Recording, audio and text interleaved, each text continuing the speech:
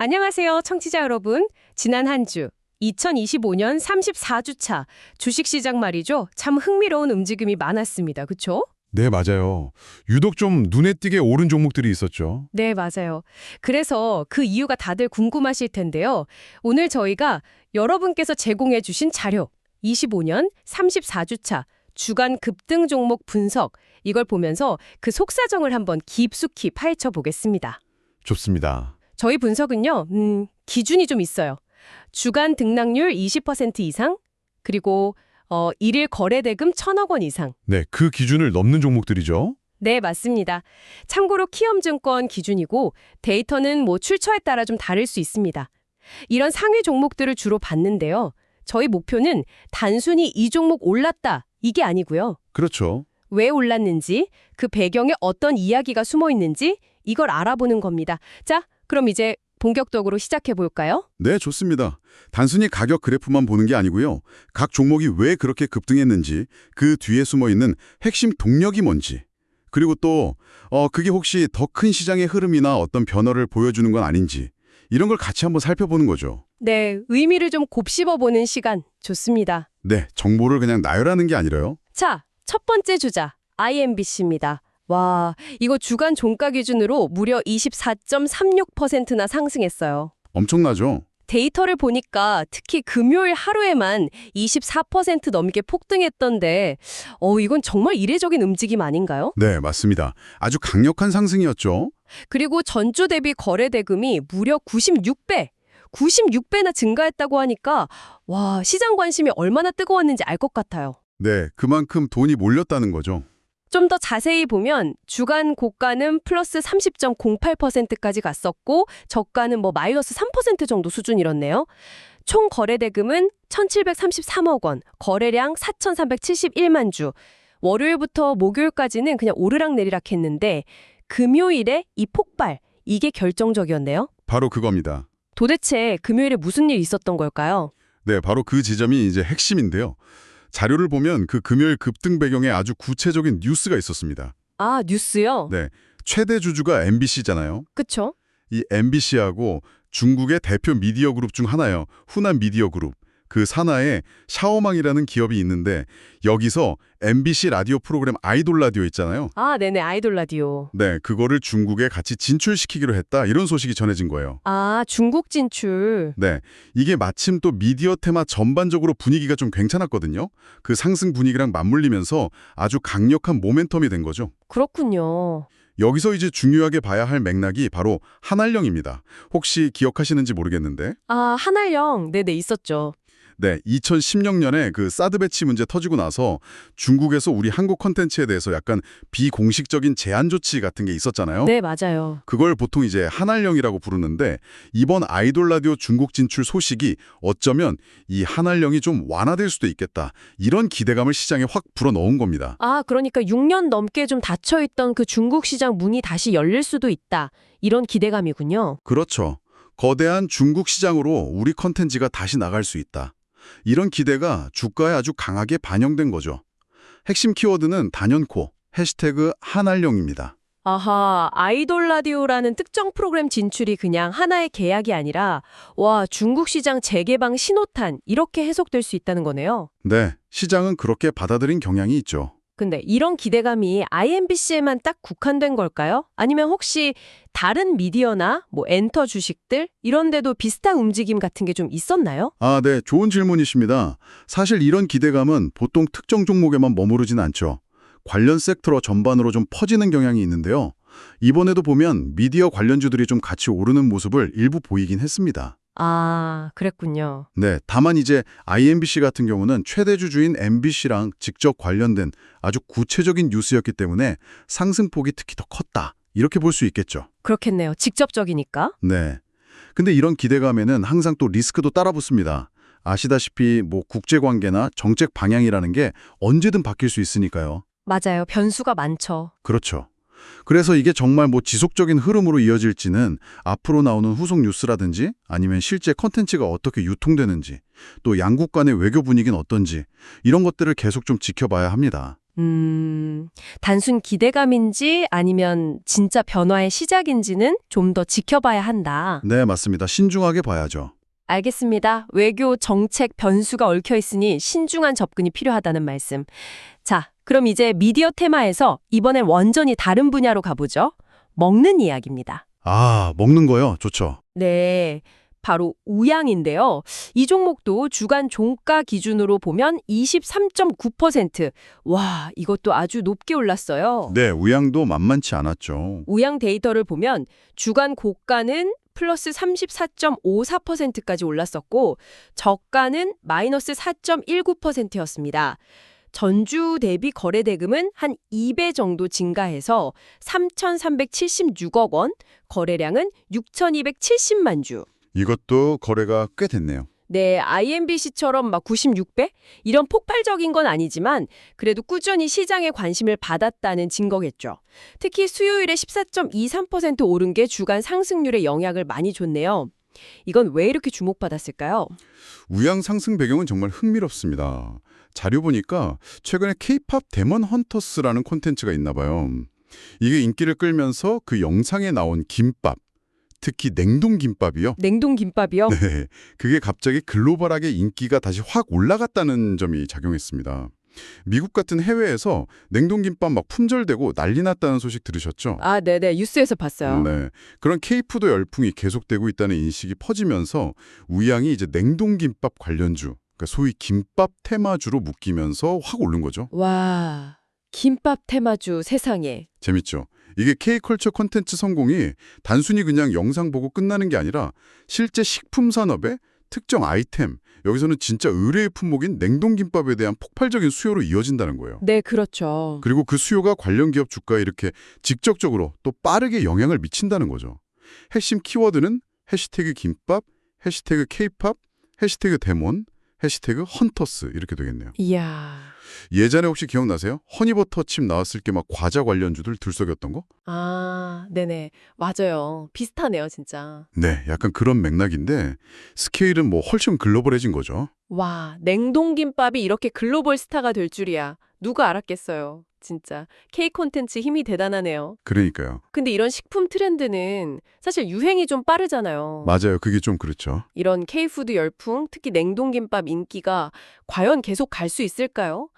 또 우양 입장에서는 이런 갑작스런 수요 증가에 뭐 생산 능력이나 해외 유통망 이런 건 괜찮은 건지 그것도 궁금하네요. 아, 네. 아주 정확한 지적이십니다. 식품 트렌드 정말 변동성 크죠?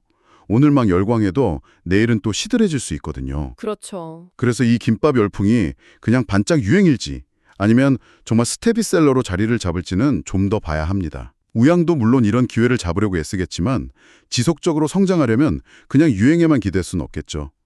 뭐 제품 라인을 좀 다양하게 한다든지 아니면 안정적인 해외 판매 채널을 더 꽉 잡는다든지 브랜드 인지도를 더 높인다든지 이런 노력이 꼭 필요할 겁니다. 펀더멘털이 중요하겠군요. 그렇죠. 단기 급등 이후에 정말 펀더멘털에 받쳐주는지를 확인하는 게 중요하고요. 또 하나는 이런 대박 아이템 나오면 당연히 경쟁사들도 가만히 안 있잖아요. 아, 그렇죠. 금방 따라하죠. 네, 다른 식품 기업들도 비슷한 냉동김밥 제품 막 내놓거나 마케팅 강화할 가능성이 높죠.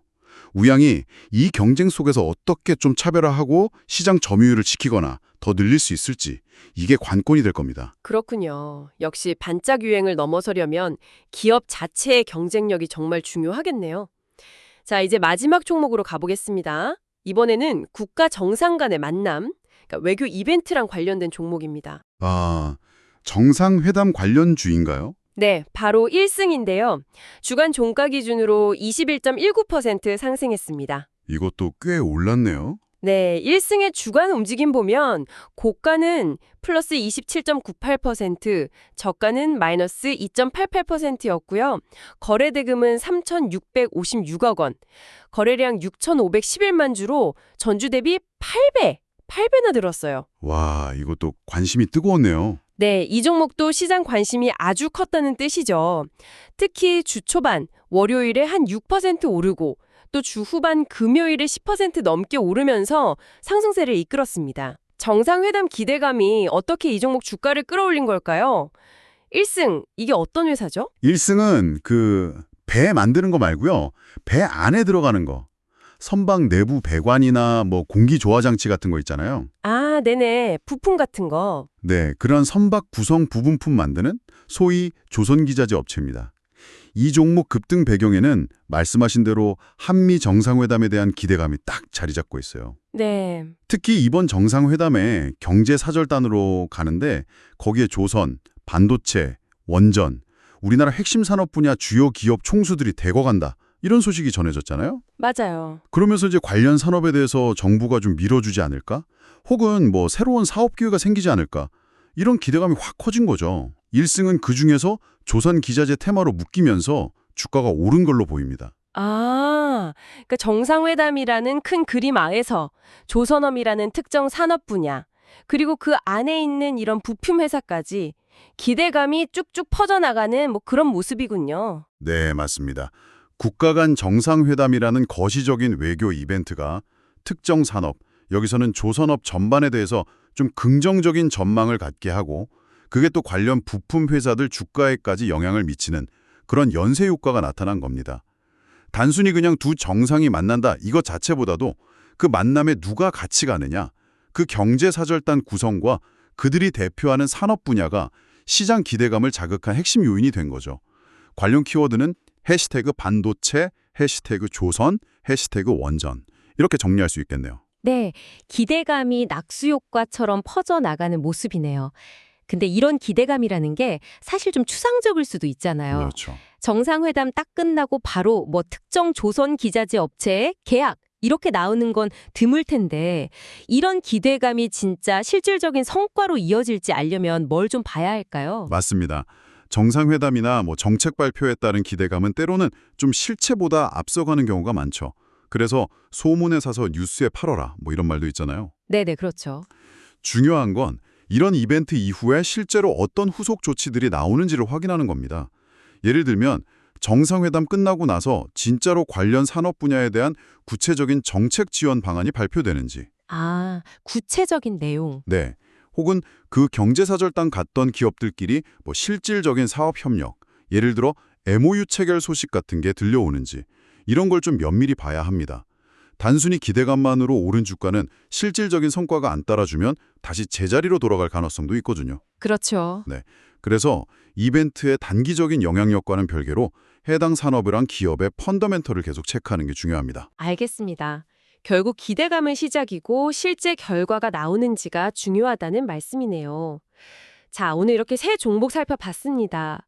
종합해보면 우리 청취자 여러분께는 어떤 점을 좀 시사한다고 볼 수 있을까요?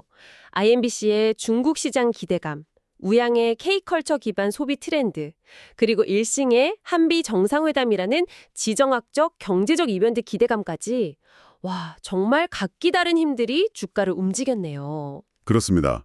오늘 본 사례들이 주식시장 움직임이라는 게 단순히 뭐 재무제표 숫자나 기술적 지표만으로는 다 설명이 안 된다는 걸 잘 보여주죠. 네, 정말 그런 것 같아요. 국제관계 변화, 한한령 완화 기대 같은 거, 또 문화현상의 파급력, K푸드 열풍처럼, 그리고 국가 차원의 정책이나 외교활동, 정상회담 경제사절단 같은 이런 아주 넓은 범위의 사회경제적인 맥락들이 시장 참여자들의 어떤 심리, 기대감에 영향을 미치고 그게 바로 주가로 나타나는 거죠.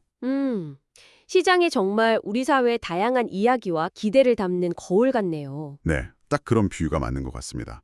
그리고 또 하나 흥미로운 점은 각 종목이랑 연결된 그 키워드들 있잖아요. 해시태그 한알령, 해시태그 김밥, 해시태그 케이팝. 해시태그 조선, 해시태그 반도체, 해시태그 원전. 네네. 이런 핵심 키워드들이 복잡해 보이는 현상의 본질을 딱 압축해서 보여주는 뭐랄까 이정표 역할을 한다는 점입니다. 이런 키워드를 따라가 보면 그 시기에 시장이 주로 어디에 관심을 가졌는지 비교적 쉽게 알 수 있죠. 그리고 또 이런 동력들은 그 성격에 따라서 영향력이 얼마나 갈지 또 얼마나 넓게 퍼질지도 다 다를 수 있다는 점도 생각해 볼 필요가 있습니다. 문화 트렌드는 얼마나 갈까? 외교 변화는 진짜 이익으로 이어질까? 뭐 이런 것들이요. 네, 정말 다양한 관점에서 시장을 보게 해주는 분석이었습니다.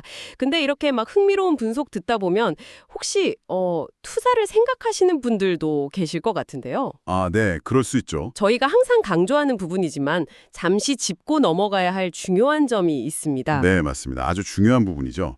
오늘 저희가 나눈 이야기들은요. 어디까지나 지난 한 주간 시장에서 나타난 현상을 좀 이해하고 해석하는 데 도움을 드리기 위한 정보 분석일 뿐입니다. 특정 종목을 뭐 사시라, 파시라 이렇게 추천하는 건 결코 아니라는 점, 이걸 분명히 말씀드립니다. 투자는 항상 위험이 따르고요. 그 최종적인 판단과 결과에 대한 책임은 전적으로 투자자 본인에게 있습니다. 그렇죠. 시장 상황은 언제든 예상과 다르게 변할 수 있고요. 오늘 저희가 분석한 내용이 뭐 미래 주가 움직임을 보장한다 이런 건 절대 아닙니다.